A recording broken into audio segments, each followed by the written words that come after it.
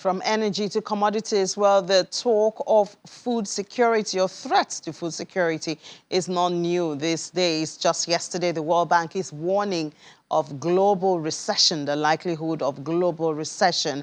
And a lot of countries we see are putting up different policies and different approaches to protect themselves against food insecurity. And it's all coming out as consequences of the war which is going on in Ukraine now. What should Nigeria be doing? We have joining us to discuss that Mr. Bello Dogondaji is a National Secretary, Federation of Agricultural Commodity Association. He joins us from our Abuja studio. Good morning, Mr. Dogondaji. Thank you so much for joining us. Good morning to you all. Yeah. So, we see the price of wheat hitting, in fact, broken the ceiling and gone off. We've seen corn is not even available. And of course, it's affecting the products, bread and all those staple food. You are heading an association, at least you're one of the executives of an association that looks into commodities. What are we doing? What are we doing actually to protect the people, protect local demands at a time when food security is seriously threatened? Good morning, viewers. I represent Federation of Agricultural Commodity Associations of Nigeria. That is FAAN. FAAN is the umbrella body for over 70 agricultural commodities in Nigeria. And the question you ask, it's really a question that borders on commodities activities in Nigeria, especially in recent time. That is the war between Russia and Ukraine, which has changed a lot of, which has brought in a lot of activities, especially on the movements of agricultural commodities and, of course, the energy sector. I would want to tell you that here in Nigeria, especially we on the commodity business, we didn't fold our arms. We are really very proactive and we are on top of the situations. I will want to tell you that a lot of activities are ongoing, especially on the production of wheat in Nigeria. You recall sometimes ago, there are activities that were introduced in the production of wheat in Nigeria.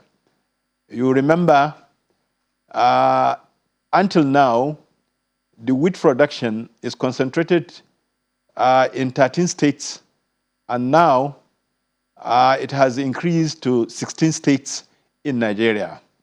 And you could also recall that between 130,000 hectares and 150,000 hectares were being approved for Anko Borrowers program by the Central Bank of Nigeria to the Wheat Association of Nigeria. And they have started the irrigation farming, and they are just about to harvest. And the harvest, of course, you could imagine what it will be. And along this line, there are a lot of interventions from the Federal Ministry of Agric and Rural Development and some other critical stakeholders. Some of these interventions, it will interest you to know, includes, among others, improved seeds, for planting. Over the years, good seeds have been developed that will resist heat, and it's part of the activities to forestall the shortage of wheat in Nigeria.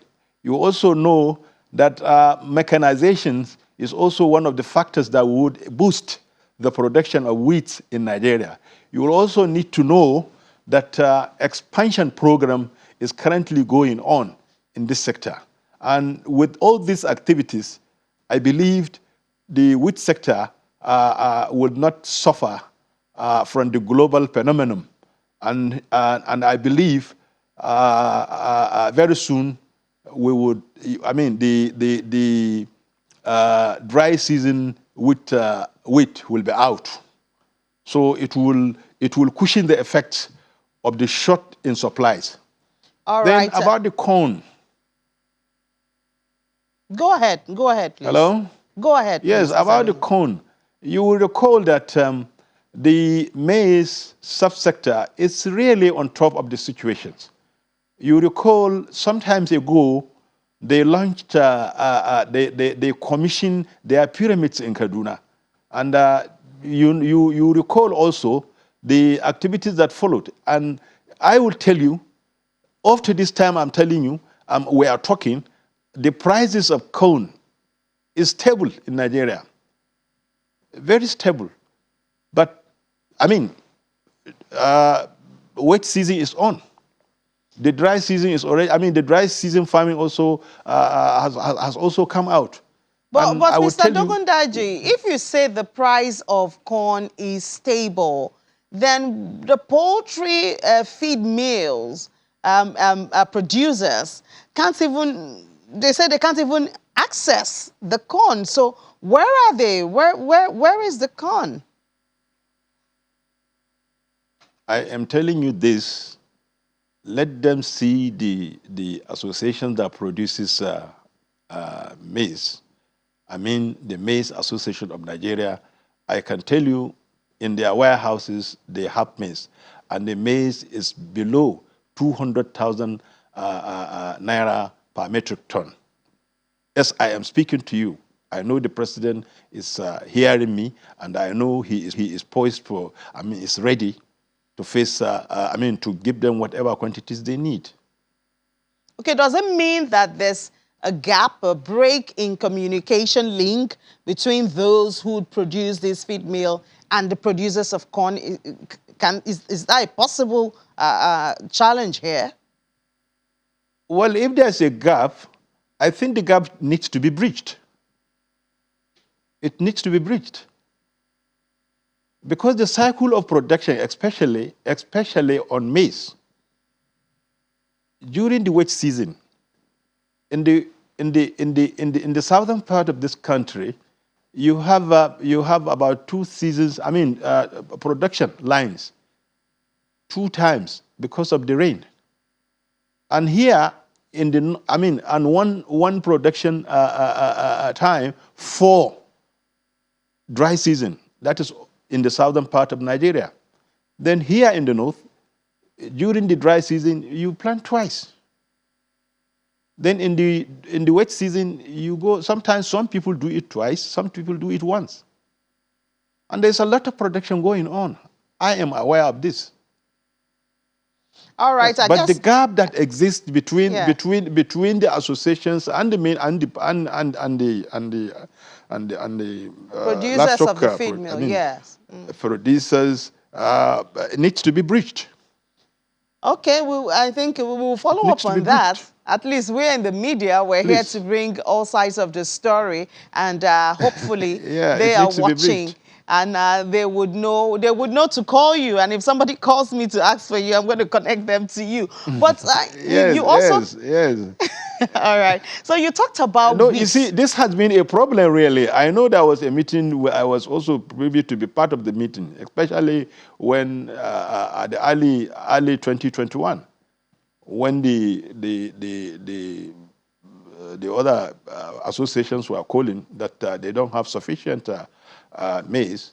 Then the other people said, okay, at the time when this thing was drawn up, you are supposed to be our off-takers.